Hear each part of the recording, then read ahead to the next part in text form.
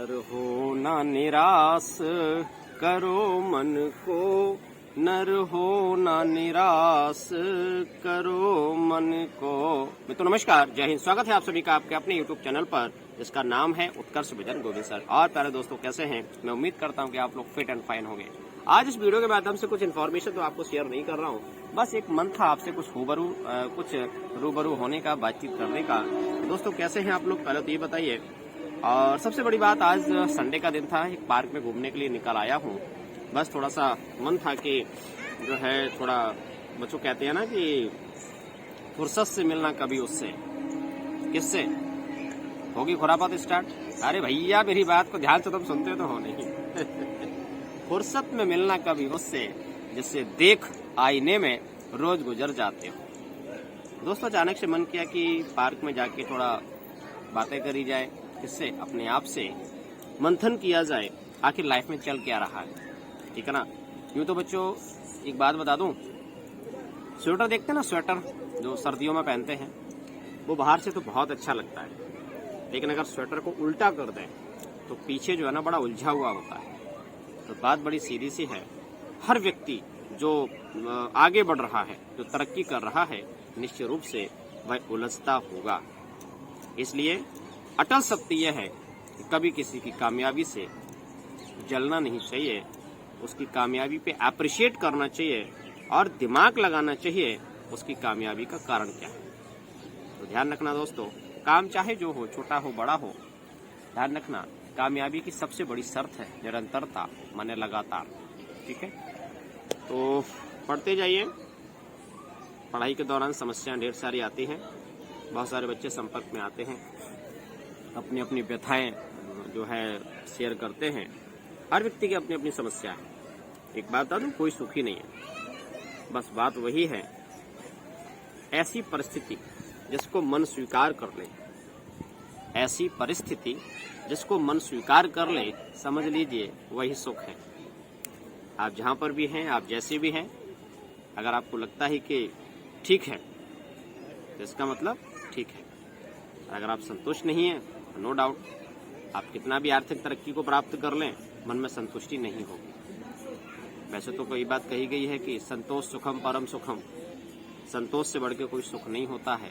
बात बिल्कुल सही है, और ये भी ध्यान रखने वाली बात है, ज्यादा संतोष करना भी हानिकारक होता है, क्योंकि जब आप संतोष कर लेंगे तो आप ज्यादा मेहनत करना बंद कर देंगे। और बात बड़ी सीधी सी, जब आप मेहनत करोगे कामयाबी तभी मिलती है। पर यह भी बात सही है कि कामयाबी तो मिलेगी, लेकिन क्या जो मेहनत है वो सही दिशा में हो रही है, इस बात का भी ध्यान रखना है। तो बच्चों चिंता ना करें, वैकेंसी लगभग धीमे धीमे आने को है। अब बात वही है कि क्या आपने अपना 100% दिया है आपने अपनी तैयारी के लिए, ये भी बात है। दूसरी बात ये भी है कि कहीं ना कहीं जो है ना, हम दूसरों में कमियां बड़ी जल्दी से निकाल लेते हैं।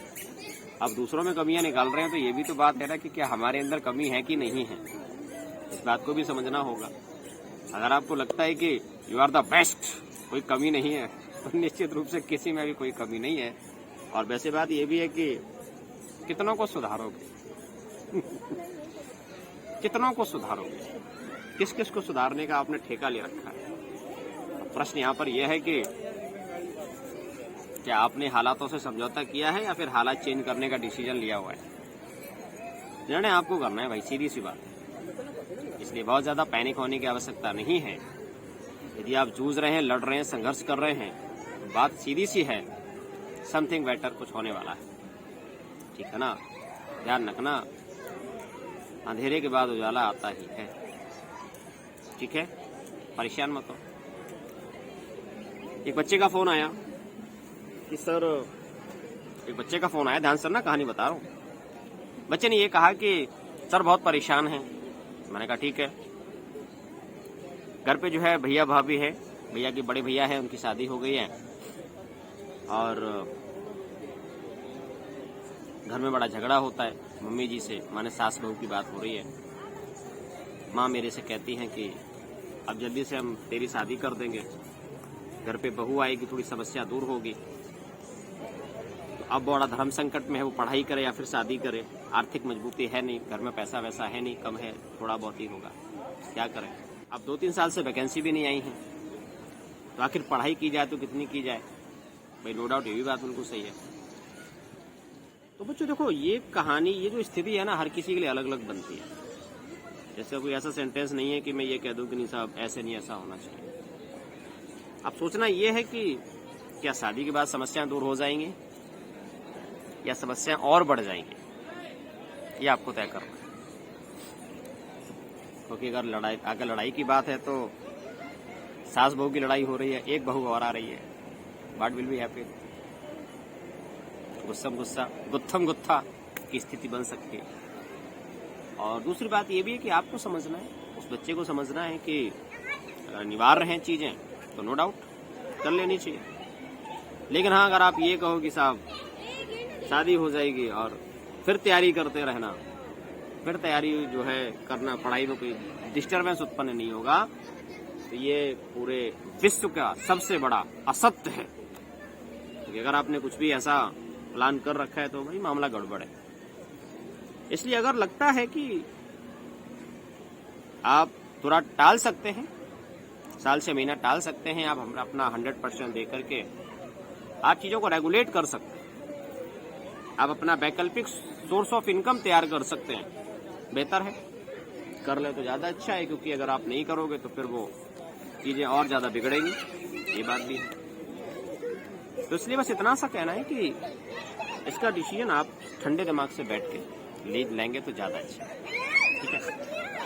और लेकिन हाँ, पूरी व्यवस्था में ये जरूर है हिम्मत नहीं हारनी। अगर हिम्मत हार दिया तो सारा खेल खराब हो गया। चलिए, तो यही बात बस डिस्कस करने का मन था।